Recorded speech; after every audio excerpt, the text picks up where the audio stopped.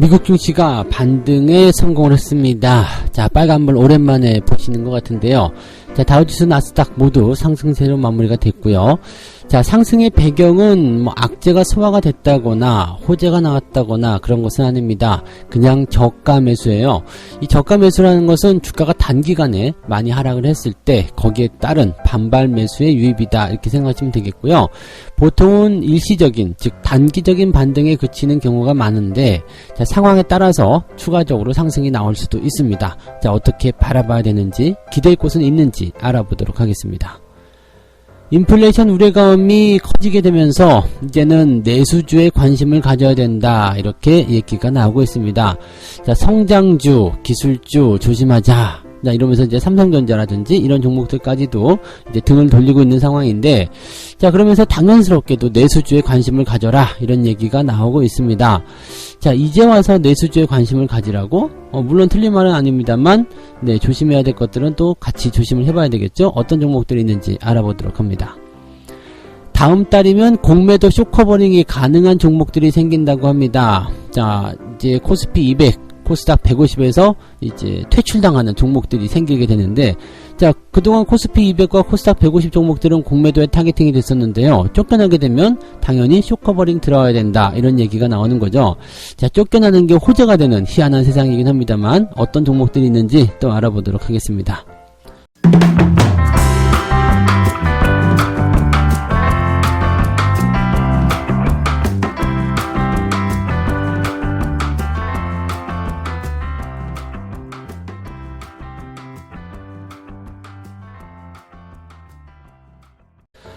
네, 반갑습니다. 오늘은 5월 14일 금요일입니다. 자, 오늘도 14일이니까 뭔 날이죠? 로즈데이인가요? 네, 5월 14일이 로즈데이인가?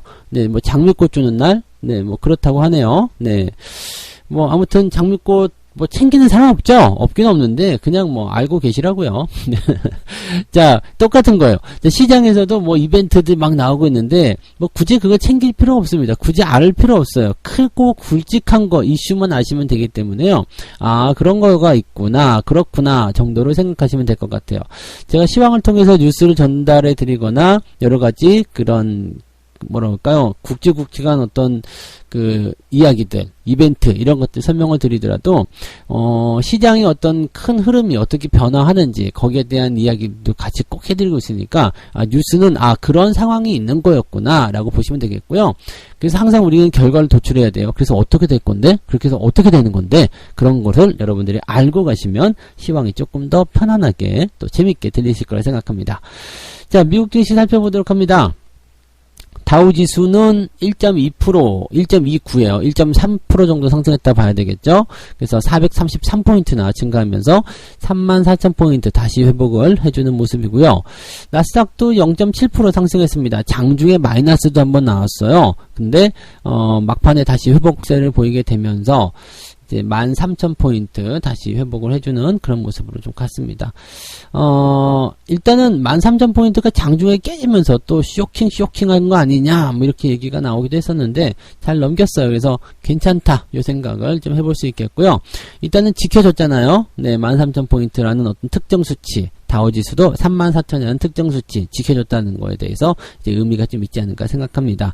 많이 올라오진 않았습니다. 그냥 하락을 멈췄다는 것에 대해서 우리가 안심을 좀 하는 정도, 이렇게 생각하셔야 되겠고요. 물론 이제 모든 상승이 바로 반등이 나가서 급하게 상승하거나 뭐 2%, 3%씩 올라가야 되는 거, 그런 건 아닙니다. 왜냐면 아직 불안감의 잔재가 남아있기 때문이죠. 그래서 이 정도만 올라줘도 그래도 숨통이 트이지 않느냐라는 생각을 좀 해볼 수 있겠고요.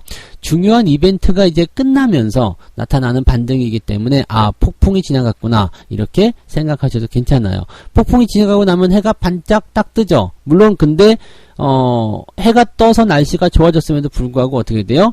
폭풍이 지나가면서 이제 막 여기저기 깨부시잖아요. 그런 어떤 잔재들이 많이 보이실 거예요. 그래서 그런 부분도 이제 복구하는데 작업이 좀 걸린다는 것도 알고 계시죠? 그래서 그런 내용들이 나올 수 있겠고, 어떻게 보면은 지금 이게 폭풍이 아니라 지진일 수도 있어요. 지진 같은 경우는 본진이 오고 나서 뭐가 나오죠? 더 무서운 여진이 오게 됩니다. 그러니까 지금의 이런 기술적 반등, 이런 저가 매수에 대한 반등, 이런 것들에 대한 포인트는 이제 이벤트들이 어떻게 진행이 되느냐에 따라서 흐름이 바뀔 수 있다는 것 정도는 생각하시면 좋겠습니다. 자, 이벤트 살펴볼게요. 자, 시장이 많이 하락한 이유는 물가 지표였어요. 이미 이제 지난주 말에도 말씀드렸고, 이번 주 초에 제가 설명을 드렸던 내용이기도 하네요. 그죠? 전강 후 약이었는데, 전강은 맞았죠. 월요일날 주가가 많이 올랐었잖아요. 그래서 전강은 맞았는데, 이제 후 약이 안 되고 조금 더 빨리 땡겼어요. 시장이 더 빨리 반응을 했었죠. 그래서 전강, 중간 약, 그 다음에 후 중반 반등? 뭐, 이렇게, 뭐라고 해야 될까요? 후에는 조금 반등. 네. 이런 식의 모양새. 왜냐면, 중간에 워낙 이 재료가 강하게 작용하게 되면서 주가를 크게 끄집어 내렸거든요. 그러면서 기술적 반등은 무조건 나와야 되는 상황입니다. 그것이 이제 지금 나왔다라고 보시면 되겠죠. 소비자 물가, CPI가 이제 크게 증가하게 되면서 인플레이션에 대한 공포를 부추겼다. 그래서 연준이 뭐 금리를 올리게 될 것이다. 뭐 그런 정책적인 어떤 부담감들을 가졌다고 보시면 되겠죠. 자, 근데 미국 경제 지표가 그래서 좋아졌느냐, 나빠졌느냐, 이걸 가지고 지금 시장에 평가를 할 수는 없어요. 왜냐면 지표는 계속 좋아지게 될 거거든요. PPI, 생산자 물가 지수도 발표가 됐는데, 전월 대비 0.6% 올랐습니다. 그 예상치보다도 한 2배 정도 더 높게 나왔고요. 굉장히 이제 상승률이 좀 높습니다. 그래서 전년 대비로 6.2%나 올랐습니다. 그래서 2010년도에 11월 자료 집계가 시작된 이후에 최대 상승률을 기록했다라고 되어 있습니다. 야, 이거 무지막지하죠. 근데 이 생산자 물가 같은 경우는 원래 조금 더 많이 오르는 감이 좀 있어요. 그래서 3월 달에는 4.2% 올랐다라고 되어 있기 때문에 이 4월에 생산자 물가 지수가 6% 올라온 거, 6%는 엄청난 거 아니야? 라고 하지만 연준이 얘기하는 것은 소비자 물가뿐이다 라고 보시면 되겠습니다. 그래서 이 생산자 물가 지표에 대한 부분도 말씀을 드렸지만, 이 소비자 물가가 발표된 게 워낙 큰 이벤트였기 때문에 이 생산자 물가 지수가 발표되더라도 시장의 영향은 미비할 것이다, 이렇게 말씀을 드렸었죠. 그래서 그런 부분 참고하시면 되겠고요. 어쨌든 생산자 물가가 올라가게 되면 뭐 공급 가격이 올라가게 되기 때문에 소비자 물가가 같이 따라 올라가는 것도 당연한 얘기이긴 합니다. 그래서 물가가 올라간다는 것 자체가 연준에게 계속 부담을 줄 수밖에 없는 상황이 될 것이다. 이런 것에는 의미가 그냥 있다고 보시면 되겠는데, 이벤트 폭풍이 한번 지나갔다는 것에 우리도 또 다른 의미를 부여해야 되지 않을까 생각합니다. 그래서 저가 매수의 가장 큰 이유는 일단은 한번 쏟아냈기 때문이다 라고 봐주시면 되겠습니다. 자, 또 다른 건 뭐가 있을까요? 또 다른 경제지표, 미국 실업수당 청구자 수가 팬데믹 이후 다시 최저치를 기록했습니다. 47만 3천 명이네요. 47만 3천 명. 지금 팬데믹 이전에는 20만 명대 또 뭐 10만 명대 이렇게 나왔었던 부분 좀 있었는데, 자, 47만 명 나왔다면 잘 되고 있다라고 보셔야 되겠죠. 잘 되고 있다, 많이 좋아지고 있다, 이렇게 되어 있습니다. 한 20만 명 정도 팬데믹 이전보다 20만 명 정도 늘어난 상황이기 때문에 나쁘지 않고요. 뭐 시장 예상치 한 50만 명 정도까지 예상했는데 47만 명 괜찮다. 고용이 다시 좋아지고 있다는 얘기죠. 근데 고용이 좋아지고 있다 그러면 또 이거 문제돼요. 왜냐면 고용이 증가하고 있다, 실업률이 뭐 이제 감소한다는 얘기가 되는 거잖아요. 자, 물가도 올라가고 고용도 증가하게 되고 실업률은 감소하게 되고 경기가 너무 좋아져요. 경기가 너무 좋아지고 있어. 그래서 이러한 내용들이 이제 시장에 영향을 줄 수밖에 없는 상황이 좀 되는 거고요. 또 미국에서는 뭘 했냐면, 이 백신 접종을 마친 사람들은 실내외 활동에서 마스크를 쓰지 않아도 됩니다. 하지만 대중교통수단을 이용할 때만 마스크를 착용. 이 뭐 일상적으로 돌아간다는 얘기잖아요. 저 백신 접종 맞고 나면 마스크 안 써도 됩니다. 야, 이거 엄청난 이슈죠. 그래서 이렇게 되면 미국 경제가 전면 재가동이 되는 것이다 라고 우리가 판단해 볼 수 있는 상황이 되는 거죠. 근데 이렇게 되면 다시 일상으로 돌아가는군요, 너무 좋아요, 즐거워요 라고 해야 되는데, 이제 그동안 계속 지원을 받고 있었고 여기에 우리가 1년 넘게 익숙해지다 보니까 그럼 이제 지원이 끊기나요? 금리가 오르나요? 네. 그런 거에 대한 걱정거리가 좀 생기는 거죠. 왠지 좋으면서 좋지 않은 그런 느낌들 받으실 수 있을 것 같아요. 또 코로나로 인해서 뭔가 이제 수혜를 받았었던 기업들 같은 경우는 이제 실적이 주나요? 네, 이런 생각도 좀 드실 수도 있을 것 같기도 하고요. 네. 근데 결과적으로는 이렇게 가야지 되죠. 경기가 살아나서 뭐 정상적인 상황이 되어야지만이 이제 뭐 수익률도 더 늘어나게 되는 거고 주가도 더 상승하게 될 겁니다. 다만 그동안 이제 계속 지원책을 통해서 유동성 장세를 통해서 생각보다 많이 올랐었던 기업들, 약간 고평가가 됐었던 기업들에 대해서 충격이 좀 있다 보니까 시장이 거기에 대한 자정 작업을 진행하는 과정에서 주가가 하락도 하는 거고 그런 모습이 나타나는 거겠죠. 결과적으로 이것만 보시면 됩니다. 경기가 좋아지고 있다라는 거, 그게 핵심이고요. 경기가 좋아지는데 주가가 떨어진다는 건 말이 안 되죠. 그래서 주식시장의 어떤 대세 하락 뭐 이런 것들을 우리가 생각하실 필요 없습니다. 즉 조정에 대한 부분들은 이벤트성 재료가 나올 때 쿵쿵 떨어지는 모습들이기 때문에 이런 모양새들에 너무 겁먹을 필요 없습니다. 하지만 반드시 우리가 생각해야 되는 건 있습니다. 이 이벤트적인 부분들이 나오기 전에 많이 올라왔던 종목들이 이 이벤트가 나왔을 때 주가가 떨어지는 주범이 되는 거죠. 그래서 그런 것들은 적당한 차익 실현이 반드시 필요하다라고 생각하시면 되겠고요. 자, 이제 상황이 완전 바뀐 거죠. 강력하게 상승하는 어떤 경기 성장기에서 이제는 또 경제가 올라가면서 이제 다른 주인공이 생겨나게 되는 거거든요. 그러니까 미래가치를 보면서 올라갔었던 기술주 성장주가 아니라 실제로 경기 성장에 따른 수혜를 입을 수 있는 종목군들이 상승하게 된다. 이렇게 상황이 좀 바뀌는 부분이 있습니다. 그래서 물론 이제 성장주 기술주들도 어느 정도 주가가 떨어지게 되면 다시 상승하게 되겠습니다만 지금은 그렇게 주도주의 어떤 변화에 우리가 생각하면서 넘어가야 되는 부분들이 분명히 있다는 얘기죠. 자, 그래서 시장을 바라보는 관점이 이렇습니다. 주가가 떨어졌어요? 그러면 일단 그 떨어지는 것에 대한 그 주범을 먼저 찾아요. 그래서 걔네들이 많이 올라왔구나. 그러면 일단 차익 실현 들어가시는 게 좋아요. 주가 조정이라는 것이 어차피 다시 올라갈 건데 뭐 라고 생각하실 수 있겠습니다만 생각보다 많이 아파요. 그래서 이 많이 아픈 것을 좀 피해가면 좋지 않아요. 굳이 안 맞아도 되는 걸 그냥 나는 견딜 수 있어. 그러면서 한 대씩 얻어맞으면 굳이 그럴 필요가 있나라는 생각이 좀 드는 거죠. 그래서 고점대에 있는 것들은 잘라서 다른 쪽으로 이동하시거나 현금을 들고 기다리시는 전략 반드시 필요합니다. 그래서 그런 부분들 같이 가시고요. 대신에 시장이 완전히 꺾였다. 끝났다. 이제는 망했다. 이런 생각은 안 하셔도 됩니다. 경기가 좋아지고 있잖아요. 그러니까 그런 것들도 우리가 참고하시면서 대응하셔야 될 필요성이 있다는 얘기죠. 넉넉한 여유를 가지고 시장에 대응을 하시면 좋습니다. 다만 변화에는 우리가 반드시 생각을 하셔야 되겠죠? 네. 유행이 바뀐다고 해서 옷을 입지 않는 건 아니잖아요. 네. 나팔바지를 안 입을 뿐이지. 그렇잖아요. 나팔바지 안 입고 요즘에 뭐죠? 그 쫄쫄이 레깅스? 뭐 그거 입는 것 뿐이지.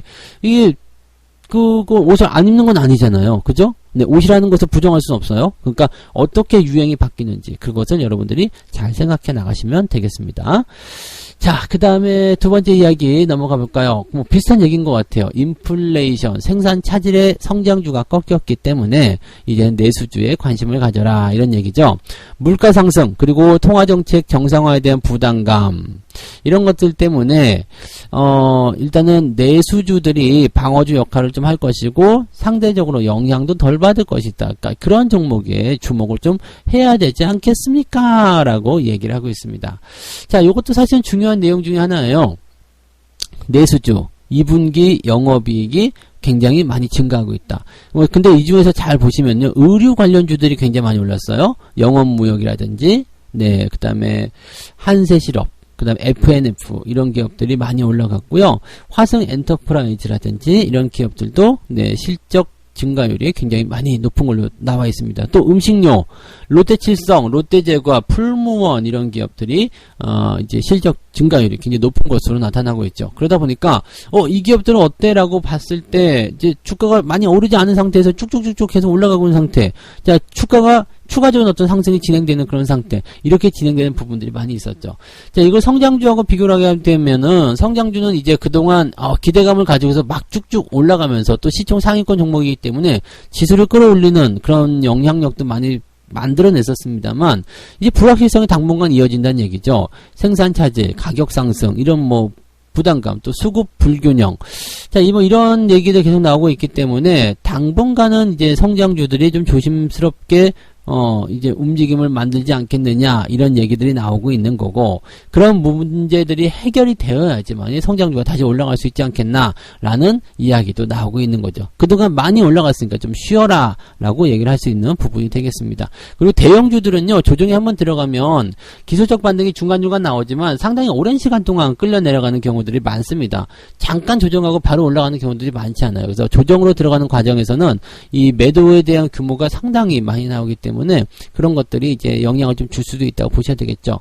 다만 이제 경기가 좋아지고 있는 그런 상황, 소비 심리가 개선되고 있는 상황에 있기 때문에 내수주, 어쨌든 소비와 관련된 부분에서는 주가가 계속 올라가야 되는 거 아니겠습니까? 그래서 이 내수주들이 인플레이션 압력을 이겨낼 수 있다라는 부분들, 이런 것들이 이제 중요한 포인트인 것 같아요. 뭐 일단은 뭐 철강이라든지 소재, 기계, 운수창고, 뭐 그다음에 뭐 해운주, 이렇게 경기가 회복되는 것에 대한 기대감을 가진 종목들도 계속 올라가고 있는 것은 맞습니다. 근데 그런 종목들은 지금 추세가 많이 진행된 부분이 있잖아요. 그래서 대응하기 조금 부담스럽다라고 생각하시는 분들 굉장히 많이 있으리라 생각합니다. 가지고 계신 분들은 뭐 계속 들고 가시는 건 문제 없겠습니다만 싱글 접근하시기에는 조금 부담되죠. 그래서 그럴 때는 음식료, 경기 소비재, 필수 소비재, 이런 내수주 관련 종목군들이 저점에 위치했을 때는 한번 진입을 해보자 라고 얘기를 해볼 수 있는 거거든요. 근데 물론 이제 의류 관련주들도 많이 오른 것들이 있고요. 대응하기 어려운 거 많습니다. 그렇지만 찾아본다면 이렇게 그 내수주 쪽, 방어주 쪽 입장에서는 상당히 안 올라간 그런 종목들이 많이 있다라는 것을 우리가 좀 참고해 보실 필요가 있겠습니다. 꼭 방어주 쪽이 아니어도 괜찮아요. 뭐 업황을 가지고 집어넣어서 자, 이 종목은, 이 업종은 많이 안 올랐으니까 지금 사야 돼요, 이런 게 아니고요.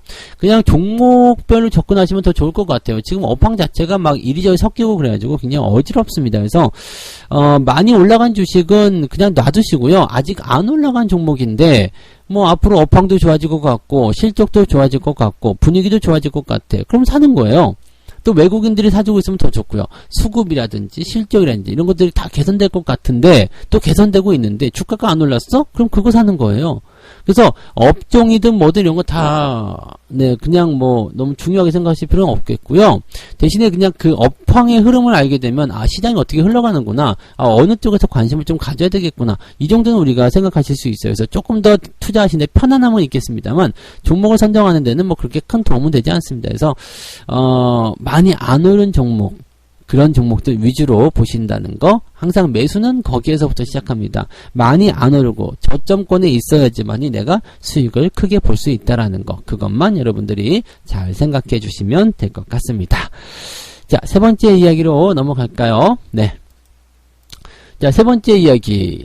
다음 달 공매도 숏 커버링 가능성이 있다. 잔고 비중이 높은 종목의 주가가 오를 것이다. 숏 커버링이 나오면 당연히 주가가 올라가긴 합니다. 이 숏 커버링이 뭐냐면요, 이 공매도를 친 종목들을 이제 환매하는 거예요.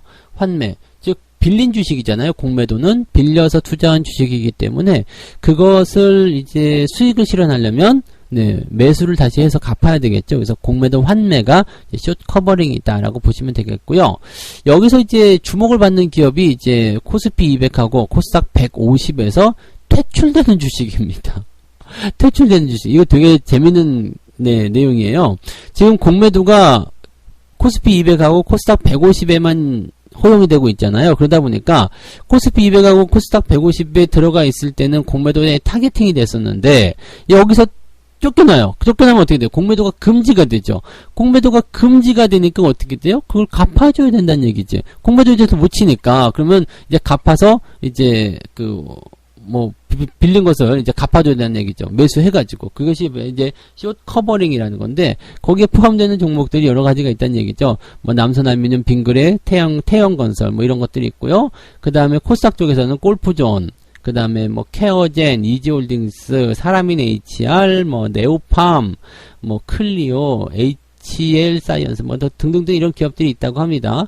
자, 이런 기업들이 있는데, 요걸 이제 우리가 또 조금 이제 반대로 생각했을 때, 그러면은 퇴출되기 전에 한탕 진하게 해먹어야 되겠다, 이렇게 얘기 나올 수도 있거든요. 그래서 공매도를 때려가지고 주가를 더 끄집어 내리는 그런 상황이 일어날 수도 있는데, 자, 어쨌건 그런 기대감이 있다라면, 자, 숏커버링, 즉 매수가 들어올 수 있다라는 거 아니겠습니까? 매수가 들어올 수 있다라면 어떻게 되겠어요? 그 매수가 들어오는 포인트, 들어오는구나. 그럼 그때 어쨌든 주가가 올라갈 거 아니에요? 그럼 그럴 때 매수하시는 것도 괜찮을 것 같아요.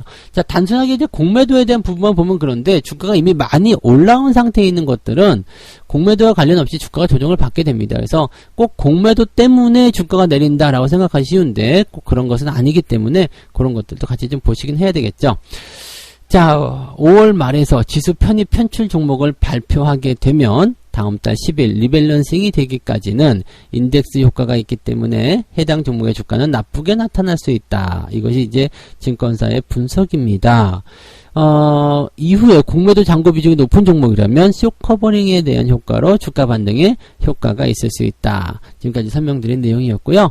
자, 그다음에 또 한 가지는 그 MSCI도 이제 약간 편출이 파는 그런 부분들이 좀 있습니다. 그래서 공매도 타깃을 받고 있는 종목을 MSCI 한국지수에서 제외키로 결정했다. 그래서 몇몇 종목이 있습니다. 삼성카드, 롯데지주 뭐 이런 종목들이 있는데 이런 종목들이 그래서 주가 변동이 좀 일어날 수 있다라는 얘기들이 좀 있어요. 물론 당연히 그럴 수 있겠습니다. 근데 여기서도 이제 식품이라든지 금융이라든지 이런 종목들이 만약에 포함되어 있다라면 이런 종목들은 사실 주가가 많이 올라온 부분이 없거든요. 많이 올라온 부분이 없다라면 공매도를 칠 이유가 없어요. 근데 그냥 MSCI에서 제외가 됐다. 이것 때문에 그냥 주가가 빠졌다라면 오히려 더 잘 됐지. 주가가 올라간 것도 없는데 더 내려갔대요. 그럼 더 싸다는 얘기 아니에요? 그럼 주식들도 살 필요가 있어요. 그래서 편출이 된다고 해서 그냥 쫓겨난다고 해서 다 나쁜 것은 아니다라는 것을 좀 보셔야 되는 거고요. 오히려 그런 것들을 통해서 더 종목을 매수할 수 있는 기회가 생긴다라면 그런 거 놓치면 안 되겠죠. 그래서 그런 종목에 대한 포지션, 이미 많이 올라온 종목이 그런 일을 겪는다라면 당연히 피해 가셔야 되겠습니다만, 바닥에 있는 종목이 그런 일을 겪었다, 아무 일도 일어나지 않는다, 또는 오히려 더 저가 매수의 기회가 될 수 있다, 그런 부분들을 우리가 생각해 주시면 됩니다. 그래서 너무 걱정하실 필요는 없으실 것 같긴 하고요. 자, 어쨌건 마지막 이야기는 그렇습니다. 네, 공매도의 어떤 대상에서 이제 공매도가 이제 다 나왔으니까 종목들에게 뭐라 그럴까요? 쇼커버링이 들어온다 이런 얘기가 아니고요. 그냥 쫓겨나니까, 공매도 대상에서 쫓겨나니까, 네, 그것에서 이제 쇼커버링이 들어올 수 있다. 그런 식의 이야기라고 보시면 되겠습니다. 이제는 하다 그냥 우량주에서 쫓겨나니까, 네, 그게 호재가 되는 그런 희한한 상황도 벌어지긴 하네요. 참 재밌는 내용이 아닐까 생각합니다. 근데 이런 종목들이 있다라는 것 정도만 알고 계시면 되겠고요. 주가의 방향을 결정하는 것은 항상 주가가 올랐느냐 안 올랐느냐, 저평가냐 아니냐, 거기서부터 시작된다는 것을 잊으시면 안 되겠습니다. 자, 오늘 세 가지 이야기 전달해 드렸습니다. 조금 오늘은 뉴스가 가볍죠? 네, 미국 증시가 반등을 했기 때문에 그렇게 보시면 되겠고요. 저가 매수세의 유입, 저가 매수의 유입은요, 일단 하락을 멈췄다는 것에 의미가 있기 때문에 큰 반등을 기대하기 어렵습니다. 그래서 큰 반등보다는 일단 하락을 멈췄다, 빨간색 불이 들어왔다, 여기에 우리가 주목하셔야 되는 거고요. 이 빨간색 불이 어떻게 해요? 연속성을 보이게 된다라면 괜찮아요. 하지만 지금 현재 시점에서는 이제 인플레이션이라든지 경제지표가 계속 좋아질 수 있기 때문에 주가가 계속해서 상승하기는 조금 무리가 있지 않겠나 생각합니다. 특히나 기술주들이 이끌어낸 그런 장세였기 때문에 기술주들이 이제 단기 낙폭에 따른 기술적 반등이 나온다고 하더라도 재차 또 변화를 겪을 가능성이 높겠죠. 그래서 그런 부분들 같이 참고하시면 좋겠습니다. 인플레이션 우려감 때문에 내수주에 관심을 가져라, 이런 얘기가 나오는데 내수주에 관심을 가지는 거 당연히 필요합니다. 이미 말씀드렸던 내용들이기도 한데요. 내수주에 관심을 그럼 이제라도 가져볼까 생각하시는 분들은요, 반드시 주가가 얼마만큼 올라갔는지, 지금 상황이 어느 시점인지 이런 것에 대한 부분들을 꼭 참고하셔야지 될 것 같습니다. 그래서 그 내용들 꼭 참고하시고요. 내수주라고 하더라도 많이 올라가 버렸다 그러면은 추세가 진행 중인 상황에서는 매도가 아니겠지만 계속 매수를 따라가는 것은 조금 부담스럽다라고 생각하시면 될 것 같아요. 네. 자, 공매도에 쇼커버링 가능성이 있다, 이런 얘기가 있는데, 그냥 공매도 대상에서 퇴출되는 종목들이 그럴 가능성이 있다라는 이야기입니다. 그래서 야, 이제 공매도 끝났냐? 벌써 끝난 거야? 이렇게 생각하시면 안 되겠고요. 그냥 그런 것들이, 즉 우량주의 대상에서 벗어나기 때문에 공매도가 이제 쇼커버링 들어올 수 있다, 수혜를 입을 수 있다, 그런 쪽으로 좀 아이러니한 뉴스가 나온 거다라고 생각하시면 되겠습니다. 자, 마지막 책 한 곡 읽고 마무리하도록 하겠습니다. 투기적 광기에 빠진 대중은 구제가 불능이다. 재무용어로 말하자면 셋 이상은 세지 못한다는 말이다. 셋 이상 세지 이거 계산하고 관계가 없죠? 네. 어쨌든 셋 이상은 세지 못한다. 어떤 움직임이 있기만 하면 기업 가치나 시장 가격을 따지지 않고 무조건 매입하려고만 한다. 이게 문제야. 네. 무조건 사려고만 한다는 거죠. 아무것도 따지잖아. 묻지도 따지지도 않고 그냥 막 매시면. 그럴 때는 뭐라 그래요? 이런 못난 놈. 오랜만에 성대모사 한번 했습니다. 누구예요? 막 이렇게 물어보시면 안 돼요. 그냥 대충 다 알아야 돼요. 네. 그냥 묻지도 따지지 않고 그냥 매수를 하는 것은 그거는 아닌 거예요. 진짜로 아닌 거예요. 아시죠? 그러면은 내가 그냥 광기에 빠져 있다. 나는 광인이다. 난 미쳤다라고 얘기하는 것밖에 안 됩니다. 항상 기업을 분석할 때, 기업을 매수하고자 할 때는 지금 이 가격이 합리적인 가격인가 라는 것을 꼭 생각하시기 바랍니다.